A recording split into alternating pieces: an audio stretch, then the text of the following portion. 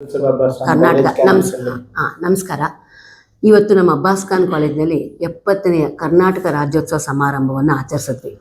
ಅಬ್ಬಾಸ್ ಖಾನ್ ಮಹಿಳಾ ಕಾಲೇಜಿನಲ್ಲಿ 2006ನೇ ಇಸ್ವಿಯಿಂದ ಸತತವಾಗಿ ಒಂದು ವರ್ಷನೂ ಬಿಡದೆ ಕರ್ನಾಟಕ ರಾಜ್ಯೋತ್ಸವ ಅಥವಾ ಕನ್ನಡ ಹಬ್ಬವನ್ನು ಆಚರಿಸ್ತಾ ಇದ್ದೀವಿ. ನವೆಂಬರ್ಲಿ ಆಚರಿಸಿದ್ರೆ ಕರ್ನಾಟಕ ರಾಜ್ಯೋತ್ಸವ, ಇಲ್ಲ ಬೇರೆ ತಿಂಗಳುಗಳಲ್ಲಿ ಆಚರಿಸಿದ್ರೆ ಕನ್ನಡ ಹಬ್ಬ ಅಂತ. ಇದನ್ನು ಬಿಟ್ಟಿಲ್ಲ ನಾವು. ಇದು ನಮ್ಮ ಪೂರ್ವ ಕಾರ್ಯದರ್ಶಿಗಳಾದ ಡಾಕ್ಟರ್ ಝೈರುದ್ದೀನ್ ಅಹಮದ್ ಅವರು ಆಸಕ್ತಿಯಿಂದ ನೀವು ಇದು ಮಾಡಲೇಬೇಕು ಅಂತ ಪ್ರಾರಂಭ ಮಾಡಿಸಿದ್ರು. ಅವರೇ ನಮಗೆ ಪ್ರೋತ್ಸಾಹ ಪ್ರೇರಣೆ ನೀಡಿದ್ದು. ನಂಗೆ ಮೊದಲು ಸ್ವಲ್ಪ ಹಿಂಜರಿಕೆ ಇತ್ತು, ಯಾಕಂದ್ರೆ ನಾನು ಇನ್ನೂ ಹೊಸದಾಗಿ ಸೇರಿದ್ದೆ, ಬೇರೆ ಯಾವ ರೀತಿ ಕಾರ್ಯಕ್ರಮ ಮಾಡೋದು ಅಲ್ಲ ಅಷ್ಟು ಗೊತ್ತಿರಲಿಲ್ಲ ನನಗೆ ಅದ್ರ ಬಗ್ಗೆ. ಅವಾಗ ಇಲ್ಲ ಆಗುತ್ತೆ ಮಾಡಿದ್ರು. ಮೊದಲೇದೇ ನಾವು ಸಮಾರಂಭ ಮಾಡಿದಾಗ ಸುವರ್ಣ ಮಹೋತ್ಸವ ಅಂತ ಮಾಡಿದ್ವಿ ಕರ್ನಾಟಕದ್ದು. ಆವಾಗ 2006ರಲ್ಲಿ ಡಾಕ್ಟರ್ ಗುರುರಾಜ್ ಕರ್ಜಗಿ ಅವ್ರನ್ನ ಕರೆದ್ವಿ. ಇಲ್ಲಿ ಶಾಮಿಯಾನ ಹಾಕಿಸಿ ಅಂಗಳದಲ್ಲಿ ಮಾಡಿದ್ವಿ. ಬಹಳ ಸುಂದರವಾದ ಕಾರ್ಯಕ್ರಮ. ಆಮೇಲೆ ಅದಕ್ಕೆ ನಮ್ಮ ಮಕ್ಕಳು ಗುರುರಾಜ್ ಕರ್ಜಗಿಯವ್ರ ಹತ್ರ ಆಟೋಗ್ರಾಫ್ ಮಾಡಿಸ್ಕೊಳಕ್ಕೆ ಬಂದರು. ಅಷ್ಟು ಮಟ್ಟಿಗೆ ಪ್ರಭಾವಿತರಾದರು ಅವರ ಭಾಷಣದಿಂದ. ಆಗಲಿಂದ ಇದೇ ರೀತಿ ಒಂದಲ್ಲ ಒಂದು ಉತ್ತಮವಾದ ವಾಗ್ಮಿಗಳನ್ನ ಮತ್ತು ಕಲಾವಿದರನ್ನ ಎಲ್ಲರನ್ನೂ ಕರಿತಾ ಬಂದಿದ್ದೀವಿ. ಕನ್ನಡ ಹೋರಾಟಗಾರರನ್ನ, ಕನ್ನಡಕ್ಕೆ ಸಂಬಂಧಪಟ್ಟ ಹಾಗೆ ಎಲ್ಲ ಕಾರ್ಯಕ್ರಮಗಳನ್ನು ಒಂದು ಬಿಡದಂಗೆ ಮಾಡ್ಕೊಂಡು ಬಂದಿದ್ದೀವಿ. ಅದಕ್ಕೆ ನಮ್ಮ ಆಡಳಿತ ಮಂಡಳಿ ಸದಾ ಪ್ರೋತ್ಸಾಹ, ಬೆನ್ನೆಲುಬು ಇದ್ದೇ ಇದೆ. ಅಲ್ಲೆಲ್ಲ ನಾವು ಮಾಡೋಕ್ಕೆ ಸಾಧ್ಯವೇ ಇಲ್ಲ. ಈ ವರ್ಷ ನಾವು ಶ್ರೀ ಮೆಹರೋಸ್ ಖಾನ್ ಅವ್ರನ್ನ ಮುಖ್ಯ ಅತಿಥಿಯಾಗಿ ಮತ್ತು ಗೌರವಾನ್ವಿತ ಅತಿಥಿಗಳಾಗಿ ಗಾಯಕಿ ಚಾಂದಿನಿ ಗರ್ತಿಕೆರೆ ಅವ್ರನ್ನ ಕರೆದಿದ್ವಿ. ಬಹಳ ಚೆನ್ನಾಗಿ ಮೂಡಿಬಂತು.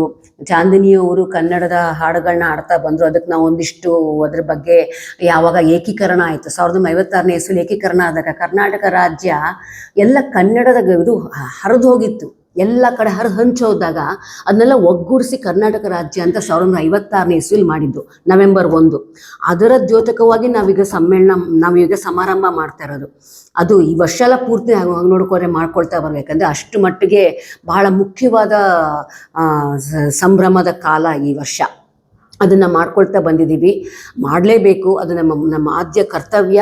ಮತ್ತು ಪ್ರತಿಯೊಬ್ಬ ಕನ್ನಡಿಗರ ಒಂದು ಏನಂತ ಹೇಳ್ಬೋದು, ಅದು ನುಡಿ ಮತ್ತು ನಡೆ, ಆಚಾರ ವಿಚಾರ ಪ್ರತಿಯೊಂದು ಕನ್ನಡತನವಾಗಿರಬೇಕು ಅಂತ. ಇಲ್ಲಿ ಕನ್ನಡ ಅಂದಾಗ ಯಾವ ಜಾತಿ ಮತ ಯಾವ ಭಾಷೆ ಬರೋದಿಲ್ಲ.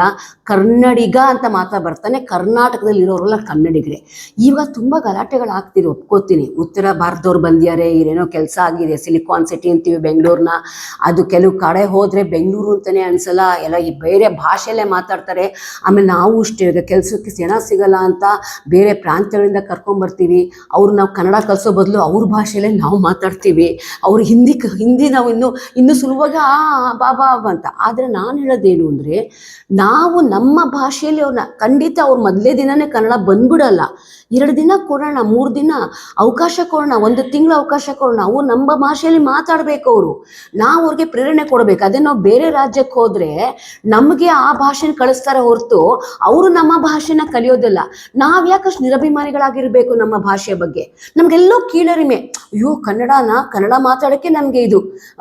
ಮಕ್ಕಳಿಗೂ ಅಷ್ಟೇ. ಅಯ್ಯೋ ನಾವು ಏನು ಮಾಡ್ತೀವಿ ಅಂತಂದರೆ, come on you go and eat that uppittu, come on ಕೆರಿ ಯು ಹ್ಯಾವ್ ದಿಸ್ ತಿಟ್ಟು ಸಮಥಿಂಗ್. ಅದಂದ್ರೆ ಕನ್ನಡ ಅದು ಅಮ್ಮ ಮಕ್ಕಳು ಮಾತಾಡುವಾಗಲೇ ಅಲ್ಲಿ ಒಂದು ಇಂಗ್ಲೀಷ್ ಮಿಶ್ರಿತ ಕನ್ನಡ ಯಾಕೆ ಬೇಕು? ನಮ್ಮ ತಿಂಡಿಗಳು ಯಾಕೆ ಬೇಕು ಬೇರೆ ಭಾಷೆಯಲ್ಲಿ ಹೇಳುವಂಥದ್ದು?